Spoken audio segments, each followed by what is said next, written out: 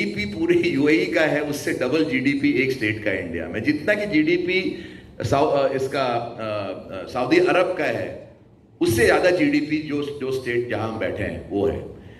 That is the size, the share size of India. उसके चलते क्या हुआ है, क्योंकि हर कंपनी, जो एक छोटी कंपनी हम मानते थे आज से 20 साल पहले, क्योंकि वो सिर्फ नॉर्थ इंडिया में बेचती है, अब वो नॉर्थ इंडियन जीडीपी को अट्रैक्ट कर रहा है और एड्रेस कर रहा है। North Indian GDP might be $1 trillion. तो वो तो एक समझ लीजिए कि 4 यूरोपियन कंट्रीज के बराबर के एड्रेसेबल मार्केट है उसके सामने में। ये बहुत बड़ा फर्क हो गया जो जिस टाइम हमने एंटर किया था, क्योंकि कंपनी को फिर आप देखो तो उस वक्त की कंपनियों को एक्सपोर्ट के ऊपर रिलायंट होना पड़ता था। आप देखो तो 100% एक्सपोर्ट ओरिएंटेड यूनिट्स का बहुत बोलबाला होता था, क्योंकि मालूम था इंडिया में मार्केट ही बहुत छोटा है। अब है कि आप डोमेस्टिक पूरा पैन इंडिया आप छोड़ दें, आप सिर्फ एक एक स्टेट में धंधा कर ले, and I'm sure Nitin will agree that itself is a huge market, which was not the case before. So therefore the scale of opportunity in India, simply because of ये market cap जो 3.5 billion का हो गया GDP के terms में, itself is creating opportunities which we never had when we entered the business in our 20s. So I say the train, while it has arrived and it has also progressed, it has gained good speed, it will go much faster from here on, because everything changes in terms of the size and scale of India from today onwards. That is a very important thing to keep in mind. एक और बहुत important चीज मैं ये कहना चाहता हूं कि आज की डेट में, पहले क्या था, क्रिकेट में अगर आप देखें तो इंडियन क्रिकेट टीम 70s में जो थी, वो आई थिंक 100% सिर्फ एक स्टेट ही नहीं, एक सिटी से आता था, which was Bombay. Almost 100%, if I am not mistaken, it was almost 100% came from not one state. Maharashtra के भी प्लेयर्स नहीं होते थे, सिर्फ बॉम्बे के होते थे वहां पर। महाराष्ट्र की रणजी टीम का कोई मतलब उस वक्त उतना वजूद नहीं था। और धीरे धीरे करके आप देखिए तो एक प्लेयर भी नहीं बचा या 1.5 प्लेयर बचे पूरे इंडियन क्रिकेट टीम में, टेस्ट की बात कर रहा हूं, who belong to Bombay. ये स्टॉक मार्केट में भी बिल्कुल यही फेनोमेनन देखा गया है। पहले कंपनियां सिर्फ बॉम्बे और दिल्ली से होती थी, लार्जली बॉम्बे से होती थी, और अब आप देखें तो आज जैसे हम जिन कंपनियों से मिले नागपुर में, जो कि फैंटास्टिक ग्रोथ मॉडल्स हैं, फैंटास्टिक बिजनेसेस हैं, ग्रेट थिंकिंग है, ग्रेट एंटरप्रेन्योर्स हैं, वो नागपुर जैसे शहर से आ रहे हैं, जो कि अनथिंकेबल था आज से 30-40 साल पहले। और आज अगर आप जयपुर में जाएं, आज अगर आप इंदौर में जाएं, वो phenomenon against the emergence of small town India in producing entrepreneurs, just like small town India producing cricketers. Same phenomenon is happening in the stock market. कि अब सिर्फ बॉम्बे सेंट्रिक कंपनीज नहीं है, अब कंपनियां हर जगह से छोटे छोटे टाउन से आती हैं, और सिर्फ बॉम्बे सेंट्रिक इन्वेस्टर्स भी नहीं है। अब विमल जी जैसे इन्वेस्टर को देखिए, मैं तो इनको कहता हूं, इनसे मैं बात करके मैं डिप्रेस हो जाता हूं, क्योंकि इतना मुझे दुख होता है कि इनके सारे शेयर अगर मैं ले लिया होता तो मेरे पास तो लाखों करोड़ रुपए होते, सारे मेरे मिस हो गए। तो मैं कहता हूं मुझे तो एंटी डिप्रेशन लेना पड़ता है आपसे बात करने के लिए कि यार ये बोला था, ये देखो 5 गुना, ये देखो 10 गुना, और ये कहां बैठे हैं साहब, he is sitting still relatively not in a metro, in a pure metro city. What that tells you is the playing field has become very level for all of you in this room. It is no longer खाली Bombay and south Bombay and Malabar Hill जहां हमारी पैदाइश हुई business terms में. The market has expanded, all thanks to technology, thanks to SEBI as a good regulator. They have made the rules very transparent. अब आपको privilege information जिस पर कि मार्केट चलता था, वो सारी चीजों का महत्व बहुत कम हो गया मार्केट में. अब हो गया है कि data, access to information, all of it has become very level. आज आपको साइट्स के थ्रू, एप्स के थ्रू मोटा मोटा वही इंफॉर्मेशन मिलेगा जो हमें एज प्रोफेशनल इन्वेस्टर्स मिलता है. एंड फ्रैंकली स्पीकिंग, लोग बहुत ज्यादा इंपॉर्टेंस देते हैं कि आपने मैनेजमेंट से बात कर लिया, नहीं कर लिया. उसके बिना भी आप पैसे बना सकते हो. ऐसी कोई जरूरत नहीं कि आप कोई मैनेजमेंट के साथ में रात को बैठ के उसके साथ आप डिनर करो और तभी आपको पैसे बनेंगे. वो बहुत ओल्ड मॉडल था. आज के मॉडल में उतनी करने की जरूरत नहीं है. डेटा मिलता है, आप डेटा के हिसाब से चलिए. मैं बोलता हूं you will have a far better strike rate than people who spend a lot of time meeting companies morning till night. तो ये लेवल प्लेइंग फील्ड का बहुत बड़ा फायदा हुआ है बिकॉज ऑफ टेक्नोलॉजी. और इसके चलते small town India has come into the stock market in a big way, because now they realise when they feel कि ये रिग्ड गेम नहीं है, कि हम ये बॉम्बे वाले हम सब रिग कर लेते हैं और आप तक पहुंचते पहुंचते जो टिप है वो तो स्टेल हो जाता है। मैं कल विमल को बोल रहा था कि ये उल्टा हो गया कि अब हमारे तक पहुंचते पहुंचते टिप ये जो बॉम्बे में बैठे वो टिप स्टेल हो जाता है, क्यों आप लोग 5-5 गुना करके हमको बताते हो, पहले अब उल्टा होता था। तो in that sense it has become a fantastic market for people like yourselves living in smaller, relatively smaller towns. You don't need to be in Malabarel or BKC or Nariman Point to make money. So that is a very important point. The other point also is to keep in mind that stock market, like most things in life, is a matter of, to make big money is a matter of luck also. And nobody should ever underestimate the value of luck in stock market investing.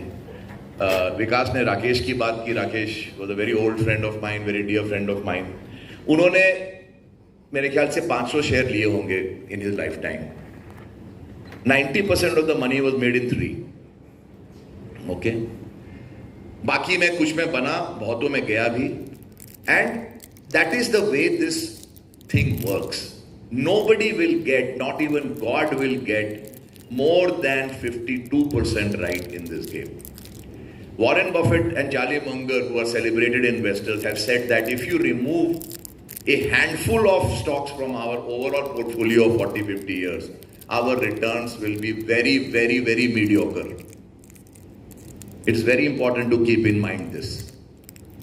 ऐसा नहीं है कि Warren Buffett है या कोई और है तो सारे के सारे आपके घोड़े चलेंगे, ये नहीं हो सकता है और गेम ये है ही नहीं. अब मैं समझाता हूं कि इस रेशियो को आप इंप्रूव कैसे करेंगे, उसके लिए एक मेथड है. And that is going to be my last point here this evening, because मेरे बाद भी देयर आर स्पीकर्स हियर, कि आप लक को कैसे अपने फेवर में लाएंगे. मेरा एक ही पॉइंट है जो कि मैं आपके सामने रखना चाहता हूं कि कोई भी कंपनी कितनी ग्रेट होगी ये प्रोमोटर को खुद नहीं मालूम होता है, तो आपको कहां से मालूम चलेगा. It's impossible. Nobody can say that I knew exactly क्या ट्रेजेक्ट्री होने वाली थी इस कंपनी की. मैंने Amazon लिया था 2001 में और उस लेने का रियल रीजन उसके 4 साल बाद आके नजर आया मुझे, जबकि उस वक्त वो प्रोडक्ट ही नहीं थे, वो बिजनेस ही नहीं थे जब मैंने लिया था. अब वहां से वो शेयर बहुत चला, बहुत पैसे भी बने, लेकिन जो चीज पैदा ही नहीं हुई थी, तो मैं तो नहीं कह सकता कि मुझे मालूम था कि कंपनी वो उसमें चली जाएगी, अपने क्लाउड में चली जाएगी, या वो 1-2 और प्रोडक्ट्स उनके अच्छे चल गए. ये तो मेरा ईगो होगा अगर मैं कहूं कि 2001 में मैंने 2005 का बिजनेस देख लिया, जबकि जेफ बेजोस को खुद नहीं मालूम था कि वो बिजनेस करने वाला है. So that is the element of luck. Even promoter 99% of the time he has no idea how big or how badly his business will be 1 or 2, 3, 4 years from now. I can tell you this, 35 years of my investing, active investing has told me this. Nobody knows anything beyond 4 quarters. Okay? As simple as that. Anybody who claims otherwise is an astrologer, and astrologers are all nonsense anyway.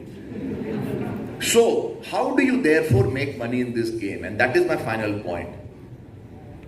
आपको जो 3 stock और जो 5 stock जो winners बनते हैं वो लेने के लिए आपको 50 स्टॉक लेने पड़ेंगे.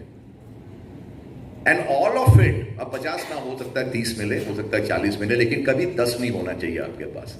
मिनिमम 25 होने चाहिए, मैक्सिमम आप हो सकता है 70-80 भी ले लो, कोई प्रॉब्लम नहीं है. So therefore the logic is you should have a large number of small bets rather than a small number of large bets. And I use the term bets. It seems very wrong. Seems like a betting game like casino. But ultimately it is still a game of luck and a game of chance. As much as it is a game of skill. And thankfully उसके चलते government ने इसको 28% वाला GST वाले में नहीं डाल दिया है. तो इसको आपको लक को अपने फेवर में लाने का तरीका एक ही है कि आपने बेट्स को स्प्रेड कर दें 25 से 50 स्टॉक्स के बीच में. इट्स लाइक अ मैराथन के स्टार्ट में सारे रन होते हैं, 50-70 का पैक होता है. 5 माइल के बाद में वो पैक धीरे धीरे बंटने लगता है. शुरू में 5 से 10 रनर हो जाएंगे, बीच में आपको मिलेंगे, जो मेन बॉडी होगा बीच में होगा, और उसके बाद 10-20% आपके लैगर्ड्स हो जाएंगे. आपके पोर्टफोलियो में भी आइडेंटिकल यही होने वाला है. आप चाहे जितनी मर्जी कंपनियों से मिल लो, जितनी मर्जी रिसर्च कर लो, स्टैटिस्टिकली यही निकलने वाला आउटकम. तो आप जो लैगर्ड्स हैं उनको निकाल दो, या 1-2 क्वार्टर उनको टाइम दो, उनको निकाल दो, उस मनी को वापस आप अपने विनर्स में डाल दो एंड फिल दैट बॉटम को फिर से आप एक नया you bring like a team, you bring fresh blood back into the portfolio. उससे क्या होगा कि आपके portfolio like a cricket team will always remain fresh. आपके पास स्टेल स्टॉक्स नहीं रहेंगे, स्टेल वालों को निकाल दो. तो धीरे धीरे करके क्या होगा, 2, 4, 6, 8, 10 क्वार्टर के बाद आपके 2 या 3 उस ओरिजिनल 50-70 रनर्स में से out of the park runners होंगे. कि मैराथन अगर 2 घंटे या 10 मिनट में पूरा होता है, वो मैराथन 30 मिनट में पूरा करने वाली कंपनियां निकल जाएंगी. आपको नहीं मालूम था कौन सी निकलेंगी, लेकिन उस 50 से निकलेंगी, ये मैं गारंटी आपको बोल सकता हूं. और फिर बाद में आप जरूर हर पार्टी में जाके बोलना कि देखो मैं कितना महान था, मैंने ये 100 बैगर निकाला. फिर कहानियां बनेंगी आपके ऊपर कि आप कितने स्मार्ट थे. सब बकवास था. आपने सिर्फ एक proper methodology, statistically driven methodology से 50 लिए, 50 से by good selection you hopefully you will get 3 to 5 amazing winners, and frankly that is going to be enough for you to live your life and your future generations life without having to go to office for even one day. In short, that is the way you will make money in the stock market. Rest is all bakwas. Thank you very much.